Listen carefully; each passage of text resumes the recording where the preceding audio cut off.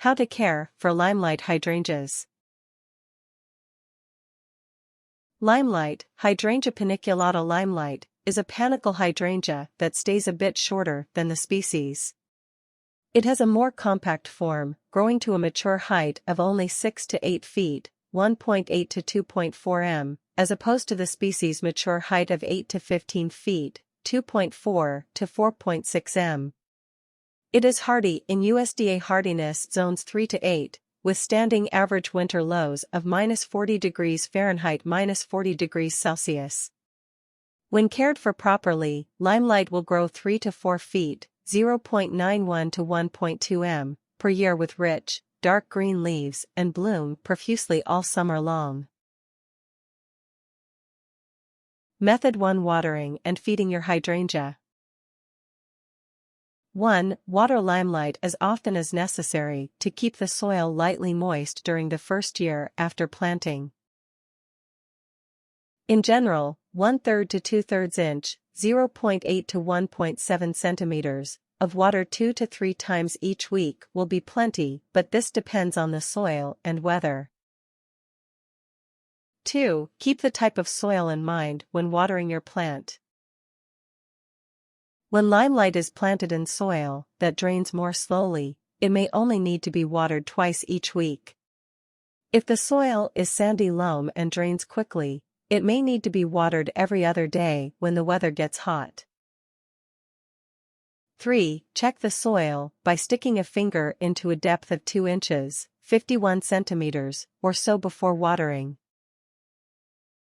If the soil is moist, wait another day or two to water. If it is dry, water immediately. 4. Reduce the amount of watering you do as your hydrangea grows.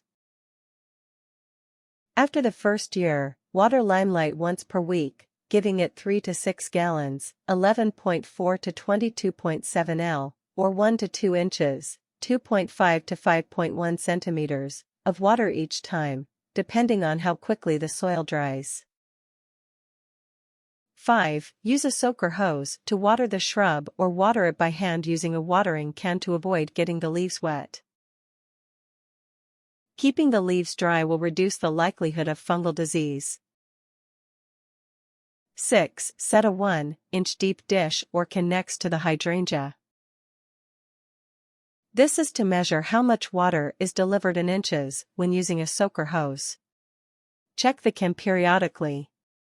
When it is full, the hydrangea has received 1 inch, 2.5 centimeters, of water. 7. Spread a 2 to 3 inch depth of mulch over the soil around the shrub to help reduce moisture loss through evaporation.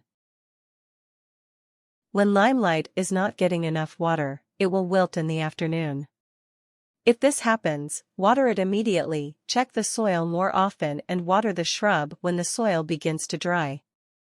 This shrub may also wilt when the soil is kept too wet.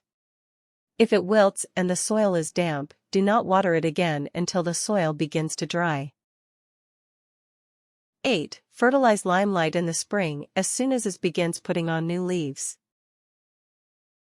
Use a slow-release fertilizer with a balanced ratio like 10, 10, 10 or 16, 16, 16. This type of fertilizer will give the shrub a steady supply of the nutrients it usually needs. 9. Sprinkle the fertilizer over the soil around the hydrangea. Extend the fertilizer out to 6 inches, 15.2 centimeters, to 1 foot beyond the outer edge of the leaves. This is where most of the roots are and where the fertilizer needs to be. A common application rate is 1:4 to 1:2 cup, but this varies, depending on how the fertilizer is formulated. Follow the manufacturer's recommendations carefully. Do not give Limelight too much fertilizer. 10. Alter the fertilizer if your plant is not blooming. If Limelight does not bloom or blooms very little, give it fertilizer with a 10-30-10 ratio the following spring. The middle number represents the amount of phosphorus in the fertilizer. Phosphorus promotes better flowering. Yellowing leaves at the center of the shrub indicate it is not getting enough nutrients. If this should occur, give it 1/4 to half a cup of fast, release, 10, 10, 10 or 16, 16, 16 granular fertilizer for a quick boost in addition to the slow, release fertilizer. If Limelight has plenty of lush, green leaves, but does not bloom, it is getting too much nitrogen. If this should occur, use fertilizer with a 0, 30, 10 or similar ratio. The first number listed on the bag represents nitrogen. Method 2: Pruning your plant. 1. Prune your plant in the spring. Limelight can be pruned in late winter or very early spring to reduce its size, improve its appearance or encourage it to produce larger flowers. It produces flowers on new stems each year, so pruning it in the winter or early spring will not reduce the number of flowers it produces. 2. Trim the stems back by no more than 10 to 20% in the shrub's first winter or early spring. They do not have to be trimmed at all, but can be to even up the branches and tidy up their appearance. Dead branches should be removed at the base of the branch whenever they are noticed. 3. Prune your plant more intensely as it ages. After Limelight has been growing for a year or two, all of the stems can be pruned back to about 6 inches, 15 centimeters, tall to keep it from getting too big. Thin the shrub to 5 to 10 main branches in the spring to get larger flower clusters. Select 5 to 10 new healthy branches to keep, then prune the rest of the branches back to a height of 4 to 6 inches, 10.2 to 15.2 centimeters. This will let Limelight devote more energy to fewer branches, resulting in larger flowers. 4. Always use sharp hand pruners to prune one branch at a time. Head shears will tear the leaves and make Limelight look ragged. Method 3: Fighting off pests. 1. Check your plant for pest activity. Limelight is occasionally attacked by slugs, snails, aphids, spider mites, spittlebugs, and thrips. Check the leaves for snail and slug activity. They chew on the flowers, leaves, and stems. 2. Combat slugs and snails. If they become a problem, either pick them off the shrub in the morning and drop them into a bucket of soapy water to drown, or sink tuna or cat food cans into the soil around the shrub and fill them with beer. Snails and slugs will crawl into the beer and drown. The edge of the can should be level with the surrounding soil. Check the cans each afternoon. Dump the dead snails and slugs into the garbage, replace the cans, and fill them with fresh beer. 3. Know what aphids, thrips, spittlebugs, and spider mites look like.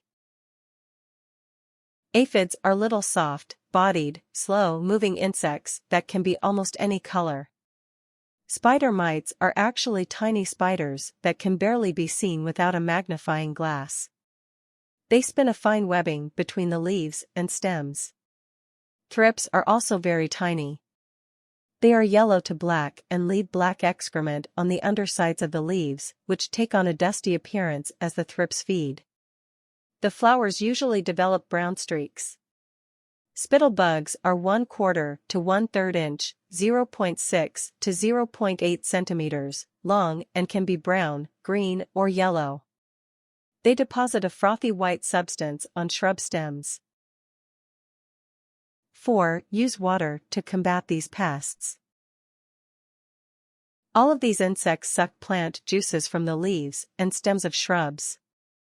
They can usually be controlled by spraying Limelight in the morning several times each week with a forceful spray from a garden hose. Be sure to spray the tops and bottoms of the leaves as well as the stems. 5. Spray the shrub with insecticidal soap if the pests persist and are causing serious damage. Be sure to coat the tops and bottoms of the leaves and the stems until the soap begins to drip. Insecticidal soap is available already diluted in spray bottles or in concentrate form. Insecticidal soap concentrate is commonly diluted at a rate of 5 tablespoons, 73.9 milliliters, per gallon of water. Spray the shrub in the morning or evening. Spraying it in the afternoon when the sun is hottest or when temperatures rise above 85 degrees Fahrenheit 29 degrees Celsius can cause damage to the leaves. Hose the insecticidal soap off the shrub after an hour or two. The soap will only kill the pests that are sprayed. There is no benefit to leaving it on the shrub and it could damage the leaves. Method 4. Combating diseases. 1. Watch out for certain diseases. Bud blight, leaf spots, rust and mildew will occasionally afflict limelight. Bud blight causes brown flecks on the flower petals and mature flowers to rot. When the weather has been cool and damp, brown spots and gray mold may appear on the leaves and stems. Leaf spots are caused by fungi that cause brown or black spots. Rust is also caused by a fungus that coats the leaves with an orange, powdery substance. Mildew can become a problem for limelight. Powdery mildew makes the leaves appear white and powdery, while downy mildew will cause yellow spots on the leaves with gray fluffy mildew underneath. 2. Monitor your watering habits to combat these diseases. All of these maladies are caused by fungi. To help prevent them, do not get the leaves wet when watering and water in the morning so that the leaves can dry before evening if they do get wet. 3. Prune away diseased parts of the plant. If limelight gets any of these diseases, prune off the diseased leaves, flowers, and stems immediately and put them in the trash. Disinfect the pruners by soaking them for 5 minutes in household disinfectant, then rinse them off before using them to prune other shrubs. Rake up any fallen leaves and debris from around the base of the shrub and dispose of that, too. Fungal spores live in the debris and will be splashed back onto the shrub when it rains. 4. Fight bacteria. Bacterial wilt is another disease that can infect limelight hydrangeas. Bacteria infect the shrub at the base, interrupting the flow of moisture and nutrients to the rest of the shrub. Unfortunately, there isn't much that can be done for the shrub if it becomes infected with bacterial wilt. The leaves and stems will wilt and the whole shrub may die within weeks. If this occurs, appropriate watering is all that can be done to help it. If the soil seems wet, let it dry before watering again. If it is dry, water the shrub more often. Tips. In early summer, limelight begins to bloom, producing 8-inch long, cone-shaped clusters of flowers that are white when they first open, then change to lime green. During the summer, the flower color changes again to pink, then dark pink and eventually to beige in early fall. Flowers on this hydrangea cannot be changed to blue or pink by changing the soil pH. With its multi-season interest and large size, limelight makes an excellent specimen shrub. It is a bit too big for most foundation plantings, but it is suitable for border gardens and informal hedges. Plant limelight in the fall and give it plenty of space for good air circulation to reduce the likelihood of fungal diseases. It grows to a width of 6 to 8 feet, 1.8 to 2.4 m. Planting it at least 4 feet, 1.2 meters, away from other shrubs and trees will allow it to reach its full width with room to spare.